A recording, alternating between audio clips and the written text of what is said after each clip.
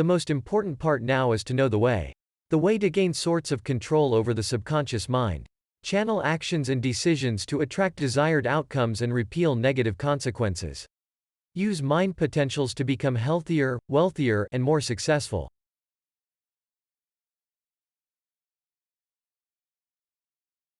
There are 4 main methods to paradigm shift. Emotional to believe, mental to think, physical to do, and habitual to repeat. Click on the icons to know more about each method.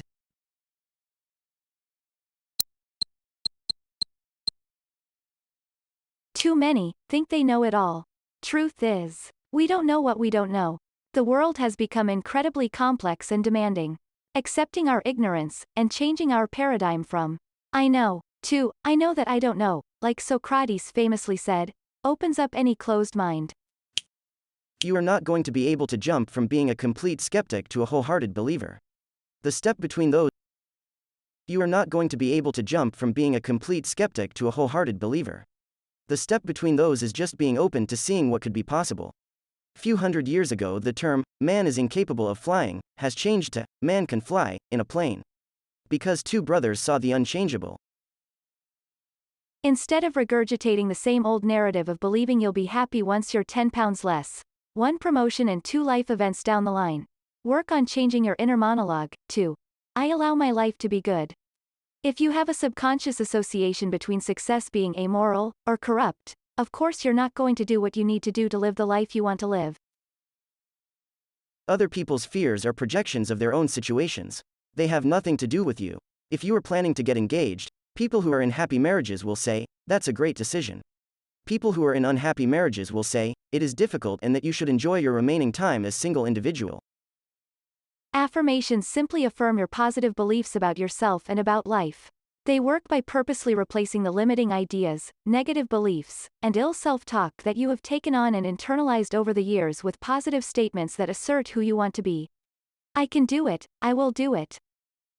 When our subconscious minds hold us back from pursuing something that we want, it is because we are holding a conflicting belief about it or afraid of something like failure. To identify your resistance, ask yourself, why getting what you want could actually put you in a place that makes you feel vulnerable. Find a way to meet those needs before you proceed. Think big only when you feel ready. Bigger goals, usually, come with bigger doubts. So, until you feel confident that you are able to focus your mental thoughts on the possibilities more than the obstacles, enjoy and reward yourself for the simplest achievement, even if it is small as making your bed every morning. Though you shouldn't say things like, I drive a convertible, or, I am a CEO, if they are not in fact true. Do start speaking about what it is you want out of life, not in the context that you will one day pursue it, but that you are already living it. Instead of saying, I hope to do that one day, say, I am strategizing how to do that now. Instead of thinking, I will be happy when I am in a different place in my life, think, I am completely capable of being successful right here and right now, nothing is holding me back. Your job is to identify the what, and then to work for the how. If your goal is to work remotely and run your own business, instead of giving up if your first attempt fails, try reimagining how else you could achieve your ultimate vision in a new way that is more financially lucrative. The point is that life will always surprise you with how things come to fruition. Believe that, if that didn't work, I will change the how, not the what. Lastly, the paradigm shifts about believing in yourself. To go from, who am I to do it, towards, who am I not to do it. This mind shift beats imposter syndrome like a boxer, a punishing bag. It will have you take action towards creating and working for the things you believe. We all have so much inside us to give and share, but the paradigm that others can do it better keeps us from tapping into it.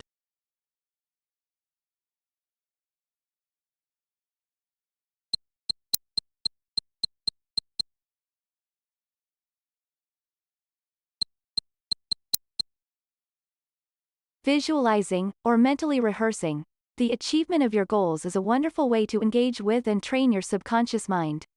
Being able to imagine what it is you want out of your life is absolutely essential for creating it, because if you don't know where you're going, you won't know which way to turn first. For example, if you are visualizing yourself giving a speech, picture yourself recovering from a stutter or a skipped sentence.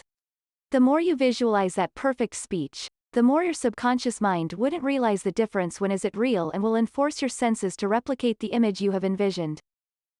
Make sure that the items that you see and touch most often bring you positivity and hopefulness. Think what inspires and motivates you and use it constantly. If it is a quote, write it on a sticky note and put it over your computer. If it is a theme song, use it as your ringtone. Unfollow people or things that make you feel bad about yourself or the world. Remember, what you see and hear dissolves into your subconscious. Your thoughts are powerful. They are real, they are measurable, they are energy. Every single thought you have is a statement of your desires. The thoughts you think today, feelings you feel today, and actions you take today will determine your experiences tomorrow. So it is imperative that you learn to think and behave in a positive way that is in alignment with what you ultimately want to be, do, and experience in life. There are no limits on your dreams and goals. The whole world is out there just waiting for you. This is an inspirational technique that you might want to try as well. A great process for clarifying some of your more long-term life goals and dreams is to make a list of 101 goals that you would like to accomplish before you die. 101 things you would like to do, be, or have. Focus on changing your response to hardships rather than avoiding them. You can't stop all bad things from happening, as this isn't possible. However, you can choose to have a better reaction to them. Instead of getting upset, accept hardships as part of life. Then, reach out to people who care about you to get support. For example, let's say you lost a job you really wanted. Instead of dwelling on the loss, accept that this time it wasn't meant to be. Then, think about how you can use this experience to do better next time. Focus on changing your response to hardships. Use positive self-talk to motivate yourself to take action. It's normal to have negative thoughts about yourself, but this can hold you back. When you catch yourself thinking negatively, question that thought and replace it with a positive thought. Let's say you catch yourself thinking, "I'll never be that good at public speaking." Question this thought by pointing out that everyone starts somewhere and practice brings improvement. Then, tell yourself, "I am improving at public speaking every time I do it." Throughout your day, repeat a positive statement to yourself, such as, "I'm living my dreams," "I'm a success," or "I radiate joy." Focus on what you want in your life, not what you're lacking. Don't think about your old, broken down car. Instead, picture yourself driving a new car. This puts the focus on what you want to bring into your life, rather than what you want to eliminate. The idea behind this is that what you're thinking about is what you want in your life. So if you think, "I wish I had a car that didn't break down all the time," you're still focusing on your old car, not a new one. As another example, think to yourself, "I'm studying hard to get a good grade," rather than, "I hope I don't fail this semester." Don't censor your dreams or vision with practicalities and probabilities. You don't need to know every single step that it will take to achieve your goals.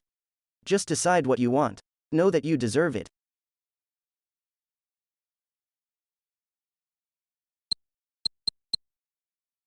Our subconscious works to aid our decision-making, using experiences, knowledge, and emotions to draw conclusions, sometimes incorrect if you are stressed.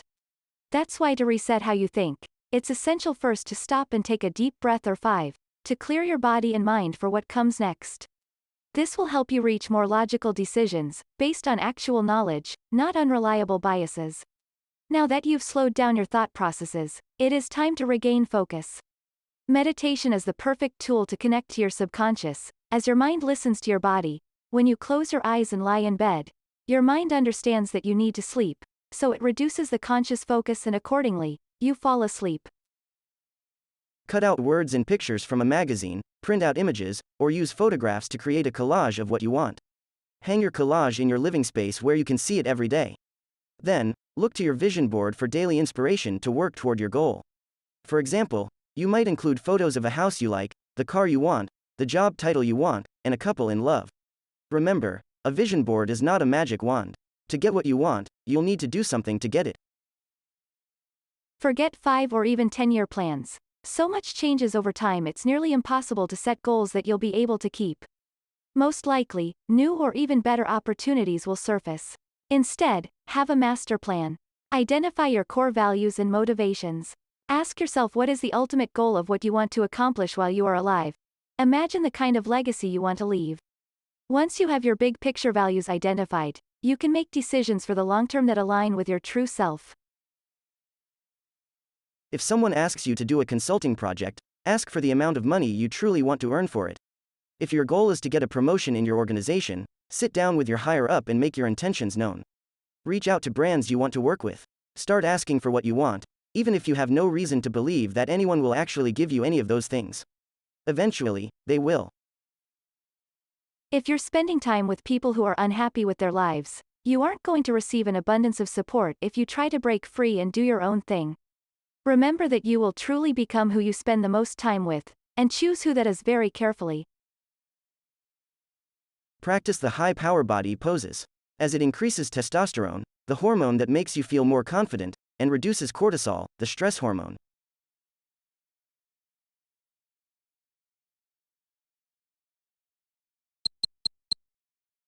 This is the most important point.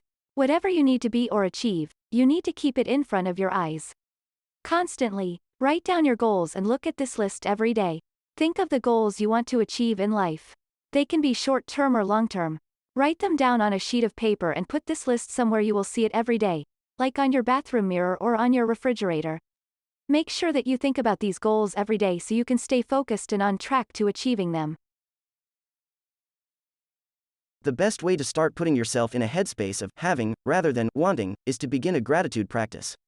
By expressing thanks for all that you do have, you shift your mindset from being hungry for change to feeling satisfied with where you are at. Nothing magnetizes abundance to you like gratitude. There's a saying that once you believe you have enough, you are open to receiving more and more and more. That is undoubtedly true. When you're on your commute each morning, listen to a motivational speech or podcast. While you're doing the dishes or driving, tune into a talk show that relates to the type of business you're trying to do. Infuse your life with as much affirmation and motivation as possible. You may need to hear the lessons more than once, but they will seep into your brain over time, and eventually, you will find yourself acting on wisdom received from those who are where you want to be. There's no formula for how long things take. Some people begin to see things happen immediately, while others take a little more time. But the key here is patience and persistence. It's important to avoid phrases that rely on negative words like no or not to state what you want, such as I don't want to lose money. Similarly, include the words for what you want to avoid attracting the wrong thing. For instance, I don't want to lose sends out the word lose, while I want to win sends out the word win.